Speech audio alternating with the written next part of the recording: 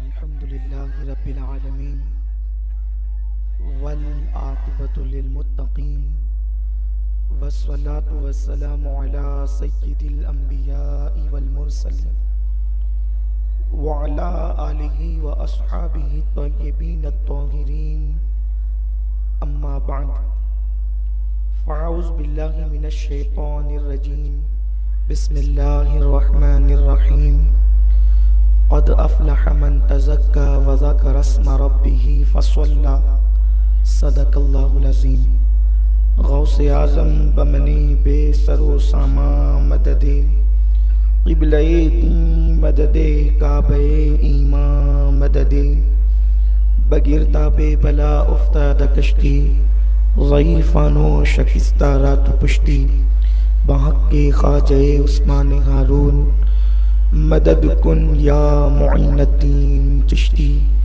مدد کن یا معین الدین چشتی مدد کن یا معین الدین چشتی۔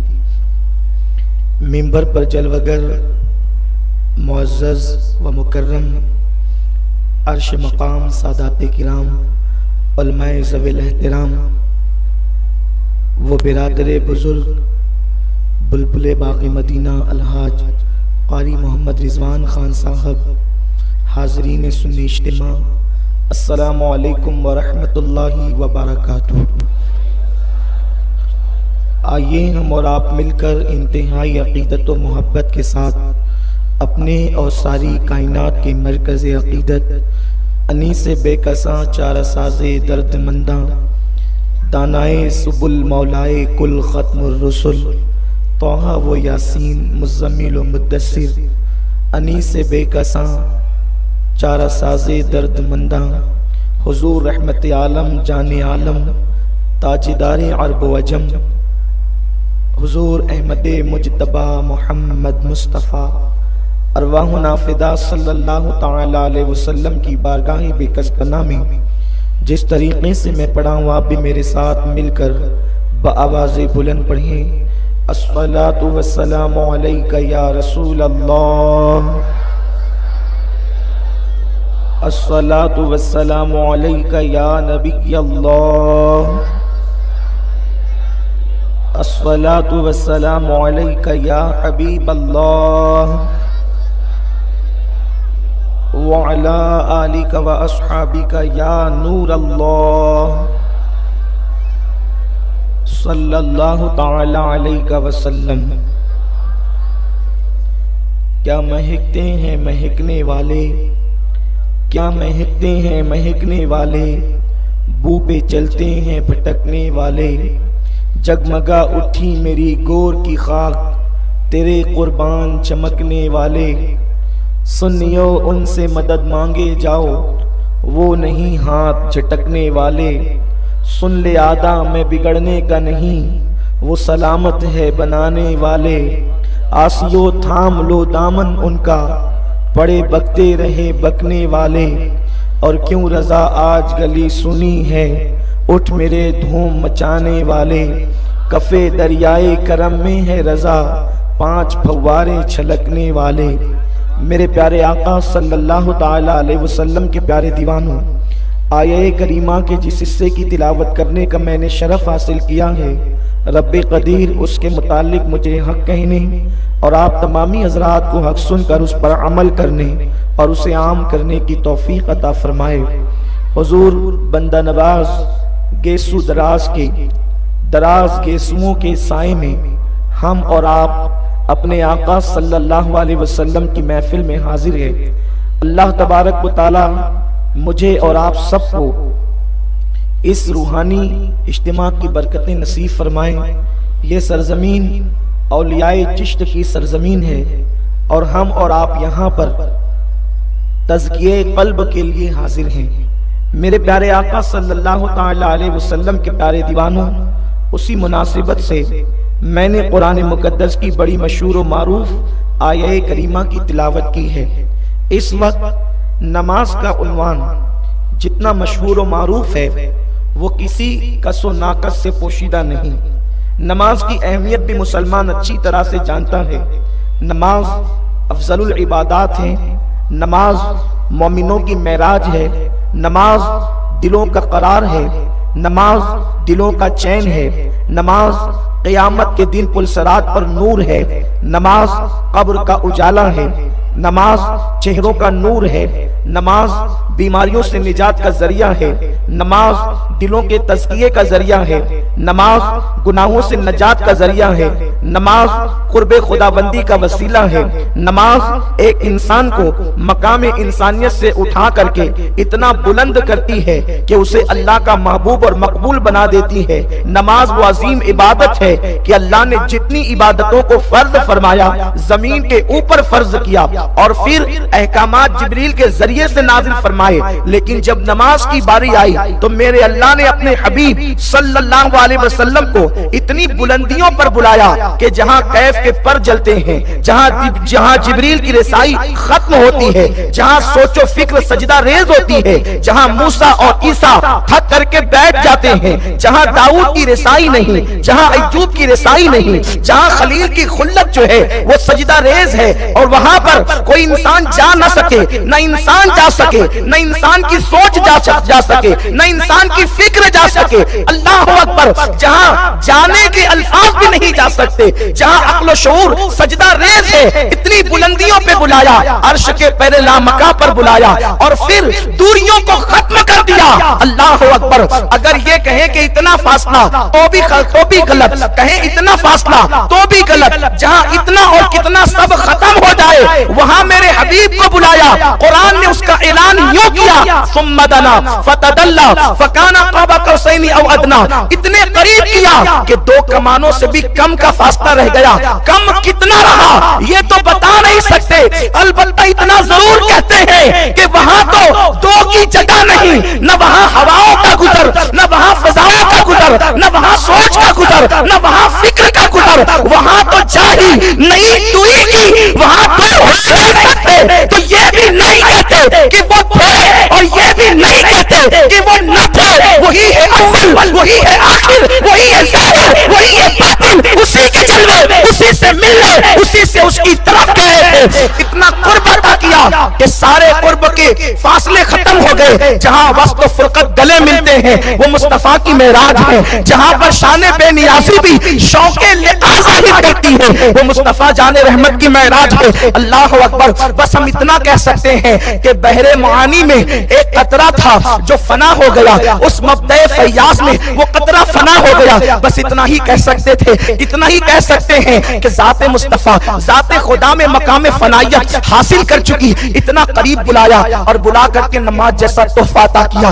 50 نمازیں دی، پھر اس کو رسول اعظم نے بار بار جا کر کے 5 کروائی۔ میرا عنوان نماز نہیں، نماز سے متعلق ایک عنوان ہے جو اس دور کی بہت سلگتی ہوئی ضرورت ہے، لیکن اس وقت بات آئی ہے تو عرض کر دوں میرے پیارے آقا علیہ السلام کے پیارے دیوانوں، ابھی معراج النبی کا مہینہ بہت قریب سے قریب تر ہے۔ جب آقا کی معراج کے دن آئیں گے تو کوئی کہے گا، اماں عائشہ کہتی ہے کہ حضور علیہ السلام نے اللہ کا دیدار نہیں کیا، ابھی تو ان کا جسم میرے بستر سے غائب بھی نہ ہوا تھا کہ حضور کی معراج ختم ہو گئی تھی، اور پھر اس کے بعد ان احادیث کو پیش کر کے لوگوں کو گمراہ کیا جاتا ہے۔ میرے پیارے آقا علیہ السلام کے پیارے دیوانوں، لیکن ان لوگوں کو پتہ نہیں آقا کریم کی ایک معراج نہیں ہے، اللہ نے اپنے حبیب علیہ السلام کو 34 مرتبہ معراج عطا فرمائی۔ جو معراج ہم مناتے ہیں وہ معراج مکے کی معراج ہے، وہ معراج 27 رجب کی معراج ہے، وہ معراج ہجرت سے 1 سال پہلے کی معراج ہے، اور سارے سیرت نگار اور مورخین اس بات پر متفق ہے کہ حضور سید عالم کی وہ جسمانی معراج جس کو امت مناتی ہے، ان دنوں اماں عائشہ صدیقہ حضور کے گھر آئی نہ تھی۔ اماں عائشہ صدیقہ تو مدینہ منورہ میں حضور کے گھر آئی۔ اب ان کا یہ کہنا کہ میرے بستر سے حضور کا جسم غائب نہ ہوا تھا کہ حضور کی معراج مکمل ہو گئی تھی، یہ بتا رہا ہے کہ یہ وہ معراج نہیں ہے جس کا جشن ہم مناتے ہیں، یہ وہ معراج نہیں ہے جس کو قرآن سبحان الذی اسریٰ کہتا ہے، یہ وہ معراج نہیں ہے جس کو قرآن ثم دنا فتدلی فکان قاب قوسین اور ادنا کہتا ہے ماں عائشہ کی بات اپنی جگہ حق ہے، لیکن وہ مدینہ منورہ کی معراج ہے۔ رہی بات ہم جس معراج کا ذکر کرتے ہیں، اس معراج میں آقا نے اللہ کا دیدار کیا۔ اٹھا کر کے آپ بخاری شریف کی حدیث دیکھیں، اللہ کے حبیب علیہ السلام کی اس حدیث کو سب مانتے ہیں، اصحُ الکتب بعد کتاب اللہ بخاری شریف کے اندر موجود ہے۔ حضور جب 50 وقت کی نمازیں لے کر کے آئے تو جناب خلیل علیہ السلام چھٹے آسمان پر تھے، اور جناب خلیل علیہ السلام 7ویں آسمان پر تھے، اور حضرت موسیٰ چھٹے آسمان پر تھے۔ خلیل نے پوچھا اللہ نے آپ کی امت کو کیا دیا؟ حضور علیہ السلام نے فرمایا 50 وقت کی نمازیں۔ خلیل نے کچھ نہیں کہا، اس کی وجہ یہ ہے خلیل کہتے ہی اس کو ہیں جو محبوب کہتے اسی پہ راضی ہو جائے، تو 50 سن کر کے یہ راضی ہو گئے اس لیے کہ خلیل تھے، لیکن مقام کلیم ہے، وہاں پر کلام کا مقام ہے۔ جب چھٹے آسمان پر آئے تو آقا کریم سے عرض کرتے ہیں اے محمد آپ اپنے رب کی طرف لوٹ جائیں، ارجع الی ربک فرمایا، آپ اپنے رب کی طرف لوٹ جائیں۔ اگر حضور علیہ السلام نے معراج میں حضور اللہ کو نہیں دیکھا اور جبریل کو دیکھا اصل شکل میں، تو حضرت موسیٰ کو یہ کہنا چاہیے تھا کہ اے محمد آپ لوٹ جائیں جبریل کی طرف، لیکن آقا کریم کی بارگاہ میں حضرت موسیٰ یہ نہیں کہتے کہ آپ جبریل کی طرف لوٹ جائیں، موسیٰ کہتے ہیں آپ اپنے رب کی طرف لوٹ جائیں۔ اب لوٹ جائیں کس کو کہتے ہیں؟ جب اجتماع ختم ہوگا تو یہاں سے بلبلے باغ مدینہ اعلان کریں گے اب آپ اپنے گھروں کو لوٹ جائیں۔ اس کا مطلب یہ ہے آپ صبح آئے تھے کہاں سے؟ اپنے گھر سے، دوپہر کو آئے تھے کہاں سے؟ اپنے گھر سے، شام کو آئے ہیں کہاں سے؟ اپنے گھر سے۔ تو آدمی جہاں سے آتا ہے وہیں پر لوٹتا ہے۔ تو حضرت موسیٰ کہتے ہیں اے محمد لوٹ جائیے اپنے رب کی طرف۔ تو گویا کہ حضرت موسیٰ کا موقف بھی یہی ہے کہ حضور اللہ کا دیدار کر کے آ رہے ہیں، اللہ کی طرف سے آ رہے ہیں، اسی لیے تو کہا کہ لوٹ جائیے اپنے رب کی طرف۔ بہرحال دیدار باری تعالیٰ کا عنوان جو ہے وہ ایک وسیع عنوان ہے، میں اپنے عنوان کی طرف نہ آ سکوں گا۔ تو اللہ رب العزت نے نماز معراج میں بلا کر کے عطا فرمائی اور اپنے حبیب صلی اللہ علیہ وسلم کو تحفہ نماز دیا۔ نماز وہ ہے ایک وقت کی نماز جو چھوڑ دے جان بوجھ کر، آقا فرماتے ہیں من ترک الصلاۃ متعمدا فقد کفر۔ حدیث کے لغوی معنی یہی ہے کہ جس نے ایک وقت کی نماز جان بوجھ کر چھوڑ دیا وہ کافر ہو گیا، وہ کافر ہو گیا۔ امام اعظم ابو حنیفہ اور دیگر ائمہ نے اس کی تعویل یہ کی کہ وہ کفر کی حد تک پہنچ گیا، لیکن بعد میں آ کر وہ لوگ بھی اسی منزل پر پہنچے کہ جو نماز میں سستی کرتا ہے جب مرے گا تو کافر ہو کر مرے گا، نماز میں غفلت کرنے والا کافر ہو کر مرے گا۔ سیدی اعلیٰ حضرت امام اہل سنت فتاوی رضویہ شریف میں ارشاد فرماتے ہیں 110 سے زیادہ صحابہ کا فتویٰ ہے کہ جس نے ایک وقت کی نماز جان بوجھ کر چھوڑ دیا وہ کافر ہو گیا۔ ہمارے نوجوانوں کو بہتوں کے فتووں کی فکر ہے، اس کا یہ فتویٰ ہے، اس کا یہ فتویٰ ہے، اس کا یہ فتویٰ ہے۔ نمازوں کو چھوڑ کر کے مسجد کو سنی کرنے والوں، اگر کسی کے لیے کسی کا فتویٰ ہے تو بہرحال مفتی کا فتویٰ ہے، اور بے نمازی کے لیے تو صحابہ کا فتویٰ ہے، اور ایک دو نہیں 100 سے زیادہ صحابہ، بلکہ 110 سے زیادہ صحابہ۔ اور فتویٰ کیا ہے کہ جس نے ایک وقت کی نماز جان بوجھ کر چھوڑی وہ کافر ہو گیا۔ حالانکہ ہم احناف کفر کی حد تک کی بات کرتے ہیں اور یہی ہمارا موقف ہے، ہمارا مسلک یہی ہے، لیکن غور تو کرو اگر صحابہ کے فتوے کی روشنی میں قیامت میں تمہارا حساب ہوا تو ہمارا اور تمہارا حال کیا ہوگا؟ میرے پیارے آقا صلی اللہ علیہ وسلم کے پیارے دیوانوں، آقا کریم صلی اللہ علیہ وسلم فرماتے ہیں بے نمازی جب کھانے کے لیے لقمہ اٹھاتا ہے تو لقمہ اس پہ لعنت کرتا ہے، وہ کپڑے پہنتا ہے تو کپڑے اس پہ لعنت کرتے ہیں، وہ جوتے اور چپل پہنتا ہے تو جوتے اور چپل اس پہ لعنت کرتے ہیں، اور جس وقت اس کی موت ہوتی ہے زمین اللہ کا شکر ادا کرتی ہے، اللہ تو نے ایک گندے وجود سے میرے وجود کو پاک کر دیا، ایک گندے جسم سے تو نے میرے وجود کو پاک کر دیا۔ میرے پیارے آقا صلی اللہ علیہ وسلم کے پیارے دیوانوں، فرمایا گیا اگر زمین کو احتجاج کرنے کی اجازت دی جاتی تو لوگ اپنی آنکھوں سے دیکھ لیتے کہ بے نمازی کو جب اس کے سینے میں دفن کیا جاتا ہے تو زمین اس وقت اس پر احتجاج کرتی۔ امام المتکلمین مولانا نقی علی خان رحمۃ اللہ علیہ فرماتے ہیں کہ بعض شواف علماء نے یہ فتویٰ دیا ہے کہ جب بے نمازی مر جائے تو اونٹ کے کوہان کی طرح اس کی قبر نہ بناؤ بلکہ اس کی قبر کو زمین کے برابر کر دو تاکہ لوگوں کو پتہ چلے کہ بے نمازی کا انجام کیا ہے۔ میرے پیارے آقا صلی اللہ علیہ وسلم کے پیارے دیوانوں، سرکار غوث العظم دستگیر رضی اللہ تعالیٰ عنہ فرماتے ہیں کہ جس نے ایک وقت کی نماز جان بوجھ کر چھوڑ دی وہ کافر ہو گیا، بلکہ سرکار غوث العظم دستگیر یہاں تک ارشاد فرماتے ہیں کہ بے نمازی اگر مر جائے اسے مسلمانوں کے قبرستان میں دفن نہ کرو۔ نماز کی اہمیت یہ ہے اور نماز مومنین کا نور ہے، لیکن یہ ساری چیزیں سن کر کے ہم نمازی تو بن جاتے ہیں. اور نماز پڑھنے والا جب نماز پڑھتا ہے تو نماز کے بارے میں قرآن، نمازی کے بارے میں قرآن کہتا ہے ان الصلاۃ تنہا عن الفحشاء والمنکر، بے شک نماز ہر برائی اور بے حیائی سے روک لیتی ہے. نماز کے بارے میں قرآن کا حکم نمازی کے حوالے سے، نماز ہر برائی اور بے حیائی سے روک لیتی ہے. لیکن ہم آج دیکھتے ہیں سارا فراڈ جتنا زیادہ نمازی کر رہا ہے وہ شاید ہی کوئی اور کرے. مسجد سے باہر نکلے جھوٹ بولتے ہیں، غیبت کرتے ہیں، فساد پھیلاتے ہیں، زنا کرتے ہیں، چوری کرتے ہیں. گویا کہ نماز پڑھ کر بھی ہم برائی کے اندر مبتلا ہیں. آقا کریم صلی اللہ علیہ وسلم کی ایک حدیث پاک، آقا کریم صلی اللہ علیہ وسلم فرماتے ہیں جس کی نماز اسے گناہوں سے نہ روکے گی اس کی نماز اس بندے کو اللہ سے دور کر دے گی.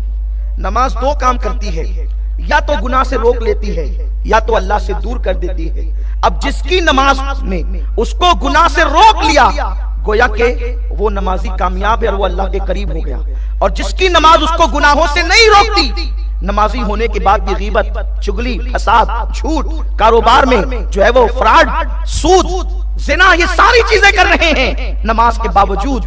تو آقا کریم علیہ السلام کا فرمان سن لو کہ جو نماز گناہوں سے نہ روکے وہ نماز تمہیں اللہ سے دور کر دے گی.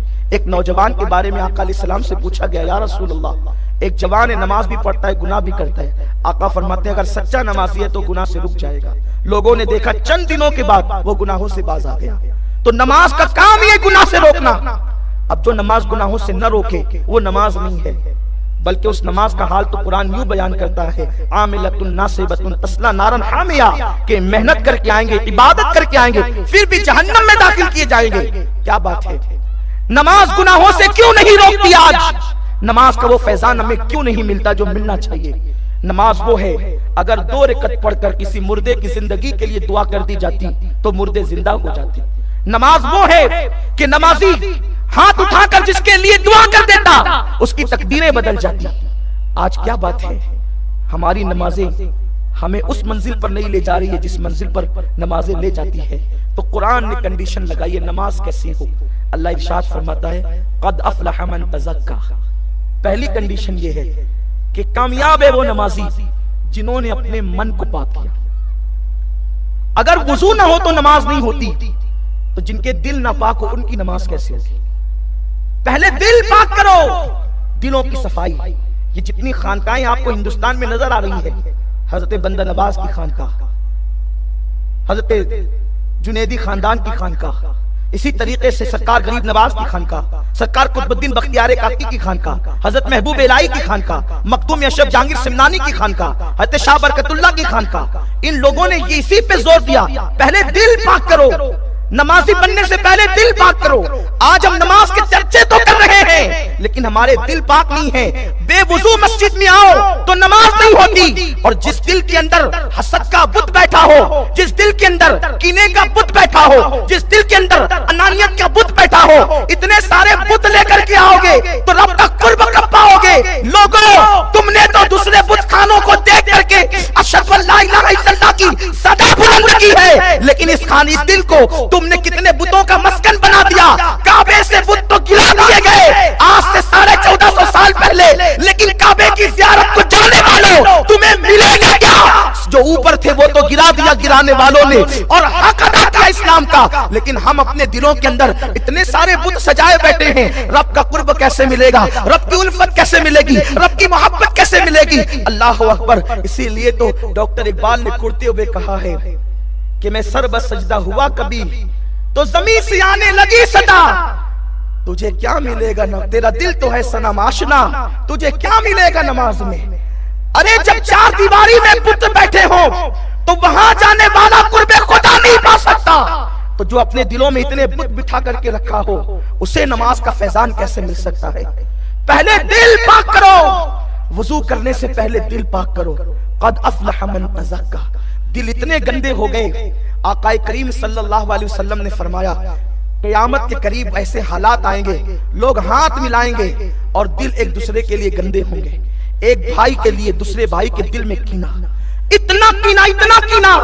اگر ایک بھائی ترقی کی منزل کو طے کرتا ہے، سگے بھائی کو برداشت نہیں ہوتا کوئی کسی پہ سحر کر رہا ہے، کوئی کسی پہ جادو کر رہا ہے، کوئی کسی کے خلاف بکواس کر رہا ہے، کوئی کسی کو ڈیمیج کرنے کا پلان بنا رہا ہے۔ میرے پیارے آقا علیہ السلام کے پیارے دیوانوں، اب مجھے بتاؤ، اتنے سارے بت دل میں سجا لیا اور پھر ہم تہجد گزار بھی ہیں، ہم چاشت گزار بھی ہیں، ہم اشراق گزار بھی ہیں۔ نادان، دل پا کر 2 رکعت ہی تجھے جنت کا مسافر بنا سکتی ہے، 2 رکعت ہی تجھے قرب خداوندی کی دہلیز تک کے پہنچا سکتی ہے۔ جانتے ہیں سرکار غریب نواز خود فرماتے ہیں، جب میں مرید ہونے کے لیے خواجہ عثمان ہارونی کی بارگاہ میں گیا تو آپ نے فرمایا 2 رکعت نماز پڑھ۔ میں نے 2 رکعت نماز پڑھی، پھر فرمایا اتنی بار قل هو اللہ پڑھ، اتنی بار سورہ فاتحہ پڑھ، اور میں نے وہ پڑھ کر کے حاضری دی تو 2 انگلیاں میرے سامنے کر کے کہتے ہیں معین الدین کیا دیکھتا ہے؟ تو میں نے کہا حضور میں تو 18,000 عالم دیکھ رہا ہوں۔